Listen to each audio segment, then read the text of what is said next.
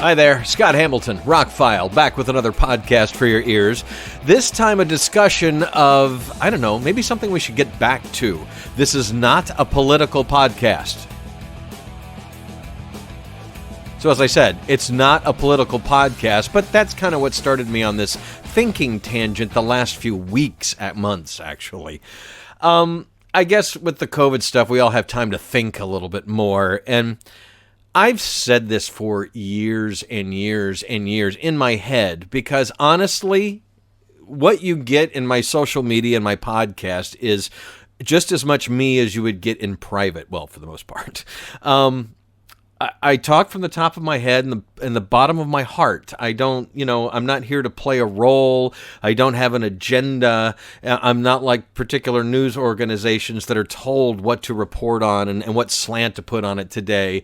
I'm Scott Hamilton. I'm just a dude. I was born in Atlanta. I've been in radio for 35 years and I've started podcasting and So in the political process, since I've been 18, I vote in every election, no matter where I'm living. I grew up in Atlanta, but I've moved around a lot with the radio career, and I always registered to vote, and I always vote. It was instilled in me at a young age that that's what you do. That's part of being an American citizen. You exercise your right to vote.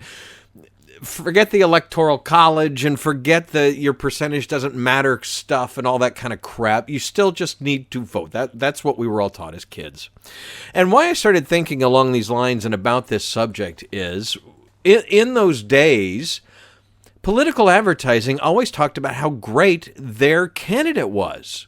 It was always, this is what they've done. This is what they plan to do. Here is our candidate. And, things were pretty happy. Sure, every once in a while there was a scandal or something would happen and things would change a little bit, but for the most part, everybody kept things up and up. And in society as a whole, we kind of kept things positive. Sure, there are critics who do negative reviews and bad things, but before the internet and social media, you talk to people directly or on TV and people knew where you were. And, we didn't just shoot our mouths off without consequences because there were consequences.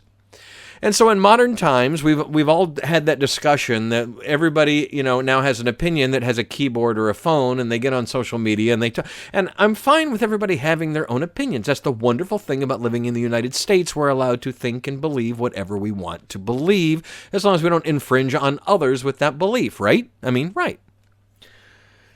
And so I'm not religious, but I support freedom of religion. I'm not, gay, but I support gay, lesbian, LGBT plus issues, I think everybody has a right to be happy. I think everybody should be happy, and there needs to be more happiness in the world.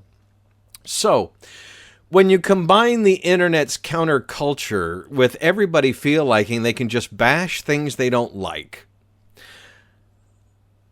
I formed this new group about something completely different from my other groups because I got tired of going into these groups where people were just bashing this one business over and over and over. And I'm not going to get into the details of what it was all about, but I don't understand putting something on blast out there in the world when if you deal with the person, business, whatever directly, you get a better response.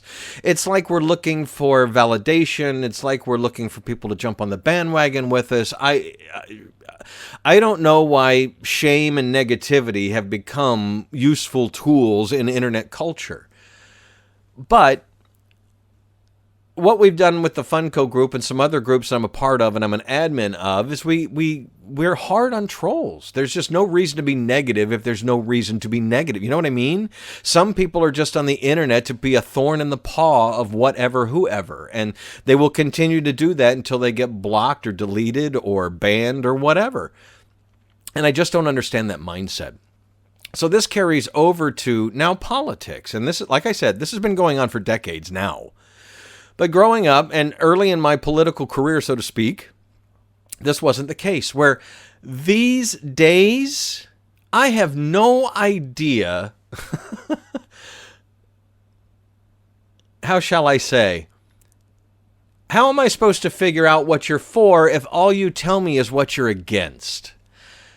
this is an analogy that can be used on anything. I do it with movies and music. If I don't like something, I just don't talk about it. I don't give it any more time in my life. I don't give it any more publicity in my life. If I love something, I yell and scream about it. So this is a plea to anybody who feels they're a political commentator these days. Do this. Use your feed for good. Post nonstop about your wanted candidate. All the supporting evidence that they're a great person and they're a great person for that particular office. And do that. And don't, because I got a lot of people in my feed trying to sell me with negatives about the guy or girl they don't like. And that's a double, I don't understand. This person's a jerk. This person's an asshole. This person, don't vote for this person. Okay, well, why should I vote for your person or persons or, whatever? I don't understand leading with negativity all the time. It is exhausting to me to read it. It is exhausting to me to see it. And it has to be exhausting to do it. It's exhausting to me to go out and jump up and down and say, I love this movie or I love this album. And please listen to this podcast because I'm going to tell you how much I love this. Because I don't do podcasts about negative things. I have done a couple of bad reviews, but, I found the good in that bad review. It's like, this Blu-ray company needed to know that was a terrible transfer, but the extras were amazing, so they get partial credit. Be constructive in your criticism and negativity, and I'm fine with that too. But this internet culture combined with the current political climate is people are getting in fights over things that really won't matter in a month or two. I have never understood ending friendships or getting in fights over something that the day after an election or whatever, topic we're going to apply this analogy to, it doesn't matter. Somebody wins, somebody loses, and everybody goes their separate way for the next 4 years. And that happens every November, every big election, and even the small ones. It is a flurry a year in advance of. I can't tell you how many political pieces we've gotten in the mail and how much money they must be wasting on that. My father was in printing. I know how much those printed pieces cost to make thousands of and ship them out, especially as much as things cost these days. And it is a ridiculous waste because a lot of the advertising we've gotten in the mailbox do the same thing. It is an entire 2-page thing, front and back, with pictures and graphics and proof, whatever. Sometimes there's not. But it's all negative about this person they don't want you to vote for. And in tiny, tiny little print down at the bottom, you'll see this was paid for by the guy or girl or whoever they want you to vote for. I don't understand. And this is now how it's just done, that everybody wants to see the fight. Everybody wants to be part of the fight. I do not understand. I know how I'm going to vote. I know how I lean. I know what my political ideas are and what I believe to be true and all that. I don't talk about it. It's none of your business. And I'm going to vote on November and I'm going to get on with my life. And that's what I do every time because honestly, who's ever at the top doesn't affect me a whole lot. Not in the lower tax brackets that I swim in every year. Some things trickle down, and I'm not a fan of certain people at the top. I wasn't a fan of several in history, but I voted, I won or I lost, and that was the end of it. And I really hope we're not going to see a whole bunch of this continuing after, because after whoever wins, it's over for 4 years, or at least for 3. Then they'll start cranking up the next 4-year cycle again.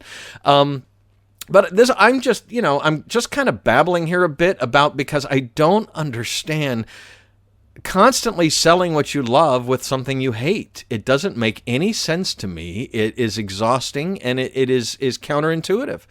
I have a couple of close friends who it's their mantra to get the word out about a political candidate. But all they post is about the other person. I don't know why I should vote for their person. I know why I would vote for whichever person. But if you're going to sell me a car, sell me the benefits of the car. If you're going to sell me a political candidate, then sell me the benefits of your candidate. And don't tell me what's wrong with the other one, because I probably am quite aware of what's wrong with the other one. I'm smart. I try to be. So, podcast for 10 minutes to just say, can't we just be positive? And if it's negative, can't you just forget about it? We've got a couple of news organizations who make all of their money on just posting negative stuff. But, you know, this is what this babbling idiot did. This is what this babbling idiot did. And here's another babbling idiot that did something else. It doesn't matter which side of the fence you're on. They both have babbling idiots these days. And people are just sitting in front of their televisions and their phones and their computers, and they're just eating this stuff up. And I'm like, can somebody tell me why candidate A is better than candidate B, not because candidate B is worse than candidate A? I mean, am I making any sense here? So I will continue to podcast about the things I love, and you won't hear much about the things I don't, because I just don't spend any more time on anything that's not, you know, part of good feelings going forward, as it were.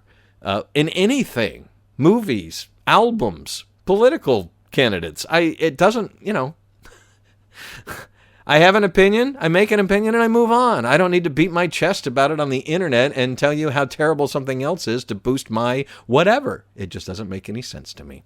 So let's be positive out there, kids. Post about positive stuff and forget the negative. That's what I do. That's the low-hanging fruit. It's easy to point out somebody's pratfall, not so much to lift them up. What are you going to do today? I'm Scott Hamilton. I'm Rockfile. My links to all my stuff is below, and I hope you have a pleasant day. Thank you for listening.